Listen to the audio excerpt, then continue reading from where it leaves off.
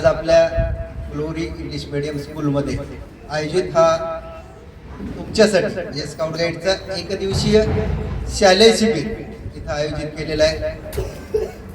या कार्यक्रमासाठी उपस्थित आवर्जून माझ्यासोबत जिल्ह्याचे जिल्हा प्रशिक्षण आयुक्त दिलीप नेवसे सर, त्यासोबतच ज्यांनी या संपूर्ण कॅम्पचं आयोजन केलं अशा या शाळेच्या प्राचार्या आदरणीय संगमा मॅडम, शाळेचे डायरेक्टर आदरणीय संगमा सर, या शाळेच्या उपप्राचार्या तसेच सर्व इतर शिक्षक आणि स्काउट गाईडचे स्काउटर आणि गायडर बंधू भगिनी आणि मोठ्या संख्येने आपण ग्लोरी स्कूलचे उपस्थित सर्व कप, बुलबुल, स्काउट आणि गाईड विद्यार्थी मित्रांनो, सर्वांना मी प्रथम शुभेच्छा देतो किंवा असा एक सुंदर कार्यक्रम जे की शालेय शिबिर आपल्या शाळेत आयोजित केलं त्याबद्दल शाळेचंही मनापासून अभिनंदन करतोय आणि तुम्हाला शुभेच्छा देतोय की scouting is a science of outing.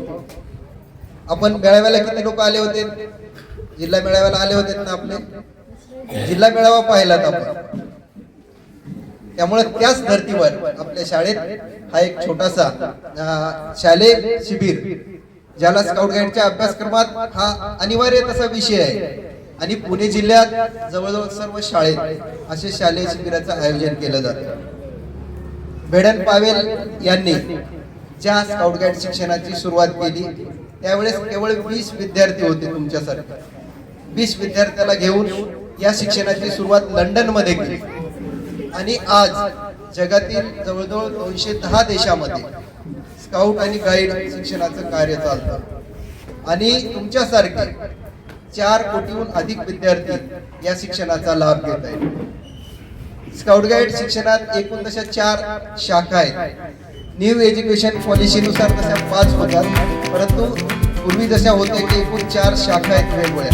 पहिला जो आहे आपला गट शाखा ग्रुप LKG UKG मध्ये, ज्याला आपण बनी म्हणतो। तिथं बनी मध्ये मुलं आणि मुली मिक्स राहतात। तिथं युनिट मुलांचं आणि मुलींचं एकत्रित चालतं आणि त्याला बनी चालवण्याचा बनी असं म्हणतात।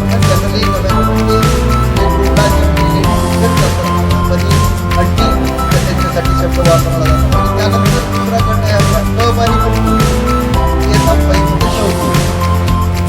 कब म्हणजे मुलं कसे असतात?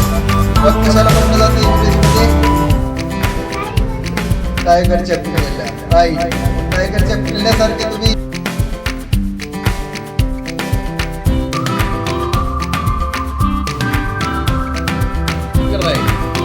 Don't do that. ऊपर ही ऊपर, क्लैप्स हो।